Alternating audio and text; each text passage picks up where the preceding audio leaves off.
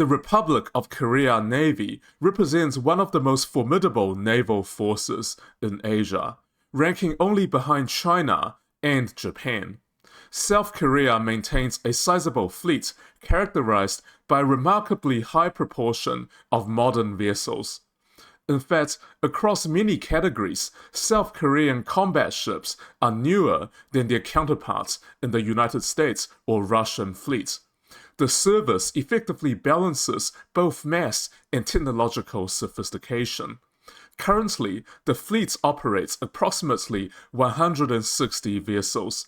This inventory includes 13 destroyers, 17 frigates, roughly 60 smaller combatants, 17 amphibious warfare ships, 14 mine warfare vessels, 20 submarines, and about 20 support ships. A closer examination of its primary warship classes reveals the strategic direction and operational priorities of this maritime force. The surface fleet centers on a highly capable destroyer force. The absolute core of this formation is the group of 4 Sejong the Great class guided missile destroyers. Displacing 11,000 tons, these vessels are massive. They originated as a slightly larger and heavier variant of the Arleigh Burke-class design originally built by the United States, but they pack considerably more firepower than the originals. A Sejong the Great class ship carries 128 vertical launch cells, significantly surpassing the 90 cells found on the early flights of the Arleigh Burke class. Their primary mission is fleet area air defense, shielding Allied vessels from incoming missile threats. They carry out this mission using the SM-2 medium-range interceptor paired with the AEGIS combat system, which is a premier tracking and targeting suite capable of engaging hundreds of contacts simultaneously. Beyond the standard American Mark 41 vertical launch system, the ships incorporate 48 larger Korean vertical launch cells, known as the KVLS. This domestic system highlights South Korea's growing defense industry. It houses the indigenous Red Shark anti-submarine missile and a domestic land attack cruise missile designed for rapid strikes against land-based targets in North Korea, like hardened bunkers and command centers and missile launch sites. The Sejong the Great can also quad-pack the domestically developed Korean surface-to-air missile inside its KVLS, a newer short-range weapon that significantly expands the defensive magazine of the ship. Following from the first 3 ships of the Sejong the Great class, South Korea is in the process of completing 3 more destroyers, one of which has already entered service. The second set of 3 ships is known as Batch 2. The Batch 2 of the class will come with longer-range air defense in the form of the Standard Missile 6 or SM-6 Extended Range Interceptor, and also come with anti-ballistic missile capability thanks to the integration of the AEGIS Baseline 9 combat system and the Standard Missile 3 anti-ballistic missile interceptor. Operating below these top-tier ships are the 6 Yi-Sansen-class destroyers, which the Navy categorizes as helicopter destroyers. Displacing 6,500 tons fully loaded, they are substantially smaller than the Sejong the Great class and serve a secondary support role. They carry fewer missiles, providing medium to low-intensity fleet air defense and land strike capabilities. Representing an older generation of domestic naval architecture, the Yi-Sansen class relies on legacy electronic systems and sensors, notably lacking the advanced AEGIS combat system found on the larger destroyers. The oldest and smallest destroyers in the fleet are the 3 ships of the Sejong the Great class, which were built before the Yi-Sansen class. At under 4,000 tons, they are functionally closer to medium frigates. Equipped with only short-range air defenses, they are limited to protecting themselves and vessels in their immediate vicinity. Their primary utility today is anti-submarine warfare. This is bolstered by the ability to support 2 anti-submarine helicopters, a feature that remains highly relevant in modern anti-submarine warfare. In the domain of amphibious warfare and naval aviation, the Dokdo-class landing platform helicopter ships are the most prominent asset. These are amphibious assault ships featuring a well deck, designed to launch light armored vehicles and landing craft.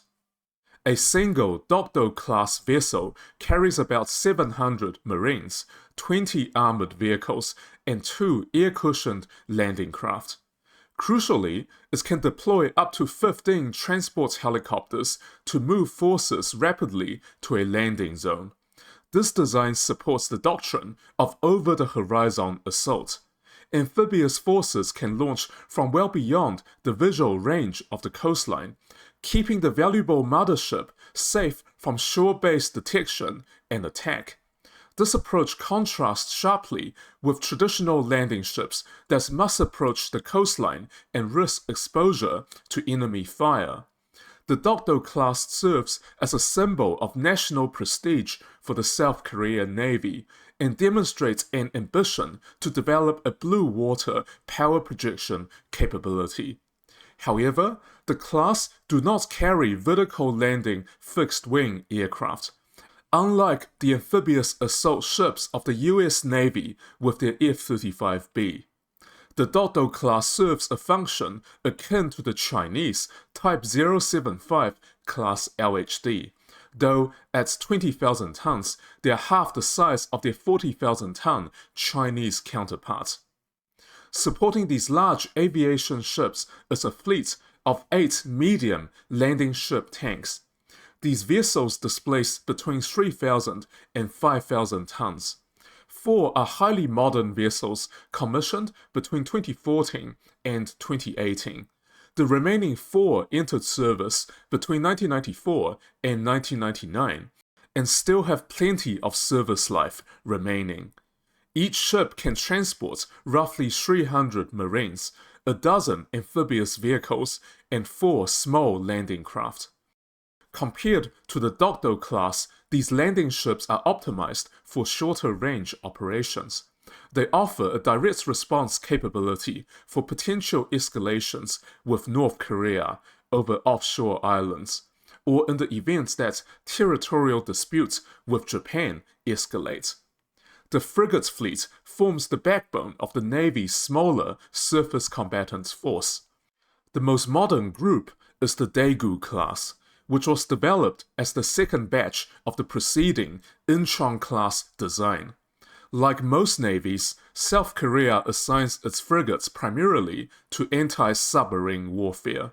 The 8 ships of the Daegu class carry a fairly basic suite of radars, electronic support measures, and fire control systems. However, their acoustic sensors are exceptional. They feature a highly sensitive towed array sonar system alongside a traditional hull-mounted sonar. The towed array is essentially a line of hydrophones deployed on a long cable from a winch at the rear of the ship.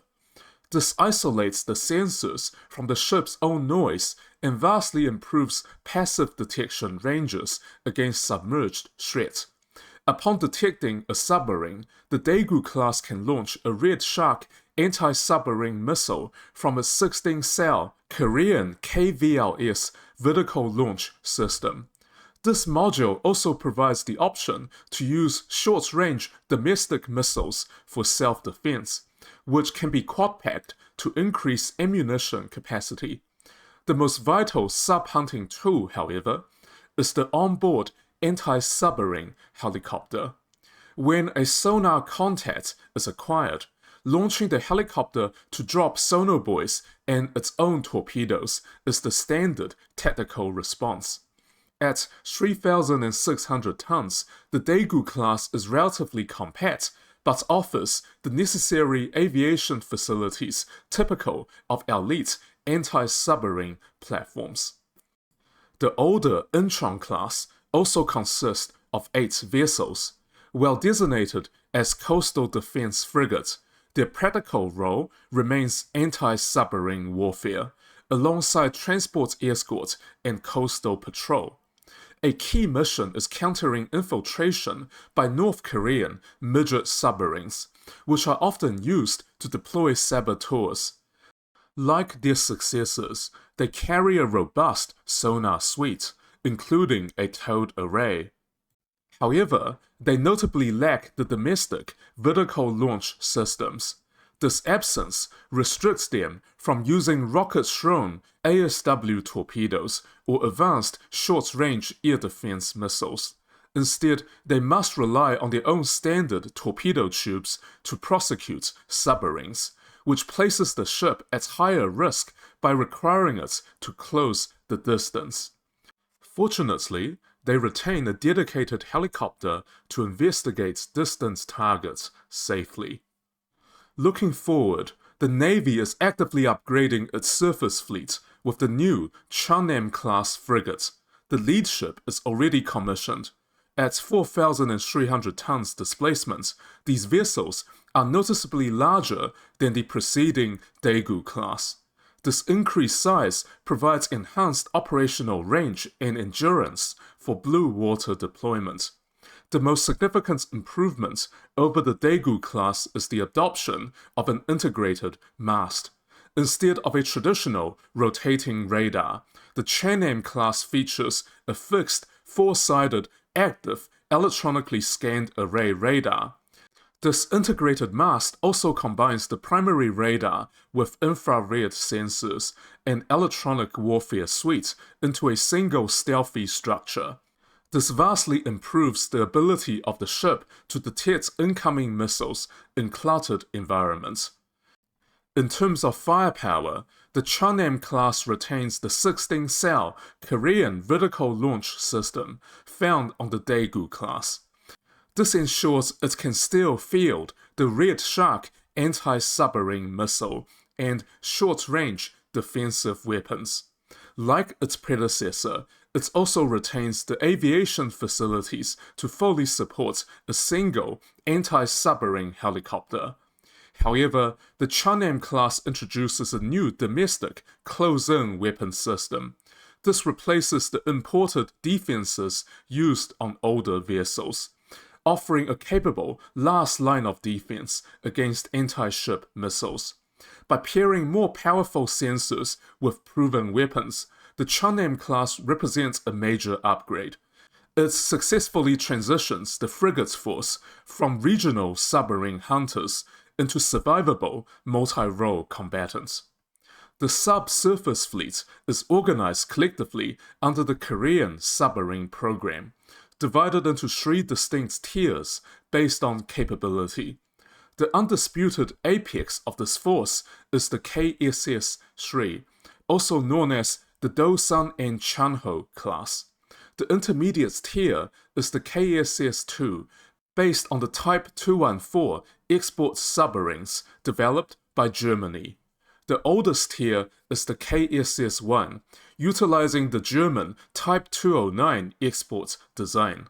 The top-tier boats are large, low-endurance platforms suited for open ocean patrols, whereas the legacy German designs are much smaller and fundamentally optimized for coastal defense. The Dosan and Chanho class represents the final phase of a procurement strategy aiming to build 27 attack submarines for the South Korean Navy between 1994 and 2029. 3 of these advanced boats are active, and the class will eventually number 9. Submerged, they are large boats displacing roughly 3,600 tons. This internal volume accommodates extensive acoustic isolation measures to minimize radiated noise. They utilize an air-independent propulsion system based on the German hydrogen fuel cell technology. This system allows the submarine to operate submerged for up to 20 days without surfacing, offering a quieter alternative to Stirling engines. A defining characteristic of the KSS-3 is the inclusion of 6 vertical launch cells located aft of the sail. From here, the submarine can fire up to 6 conventionally armed tactical ballistic missiles. Because South Korea is not a nuclear-armed power, these weapons provide a conventional land strike capability. The sensor suite is equally advanced, featuring both flank and towed array sonars optimized for deep waters. The second production batch will even integrate lithium-ion batteries, pushing their submerged endurance further. By all objective measures, the newer Dosan and Chanho class boats rank among the most capable non-nuclear submarines globally. The second tier of the submarine force is the KSS-2 class, also known as the Sangwon-il class. This fleet consists of 9 boats based on the German Type 214 export design. Displacing roughly 1,900 tons when submerged, they represent a step down in size compared to the massive KSS-3 boat. Consequently, they are primarily optimized for regional and coastal defense missions rather than extended blue water patrols. Despite their smaller stature, they deliver a leap in capability over older generation submarines. They have an earlier version of the German-designed fuel cell air-independent propulsion system. This technology allows the KSS-2 to operate quietly underwater for up to 14 days without needing to surface or use a snorkel to recharge batteries. This dramatically increases their stealth over a long patrol.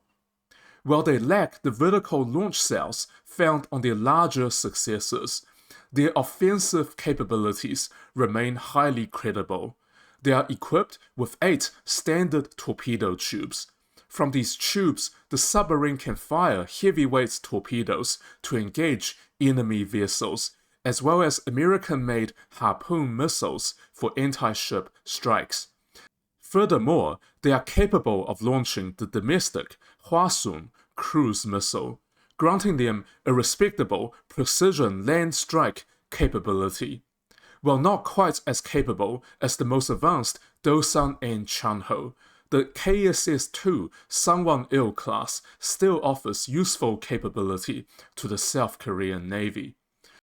The foundational submarine tier is the KSS-1 class, initiated in 1993 and comprising 9 coastal defense submarines. Displacing merely 1,200 tons, they are fairly basic by modern standards and lack air-independent propulsion. Despite their limitations, they remain relevant for bolstering local numbers and patrolling the country's extensive coastline. The South Korean Navy is not without its challenges. Operationally, the Navy struggles with the complex geographic realities of the Korean Peninsula. The shallow and cluttered waters of the Yellow Sea make anti-submarine warfare extremely difficult, leaving valuable surface assets vulnerable to North Korean submarines. As the Navy focuses on building large blue water assets, like Batch 2 of the Sejong the Great class destroyers, there is a risk of underinvesting in the vital coastal defense capabilities required to counter asymmetric threats from the north. Still, the Republic of Korea Navy remains a modern and well-balanced force. It deploys a comprehensive array of assets spanning large air defense destroyers, frigates, amphibious assault ships, and advanced submarines across multiple domains of naval warfare. If there is a structural weakness, aside from geography, it lies in a reliance on American technology. The fleet depends heavily on modified Arleigh-Burke-class hull designs, the AEGIS combat system, and various imported missiles. While South Korea is obviously one of the world's largest shipbuilding nations and builds all of their naval ships, building a navy is more than just building the ships. There is a whole supply chain for weapons, hardware, and software, and much of this supply chain outside of the ship house is still dependent on the United States. However, South Korea is in the ongoing process of transitioning toward domestic procurement. This is a difficult industrial transition, but in the long term, it will ensure that they acquire a more self-sufficient naval industry.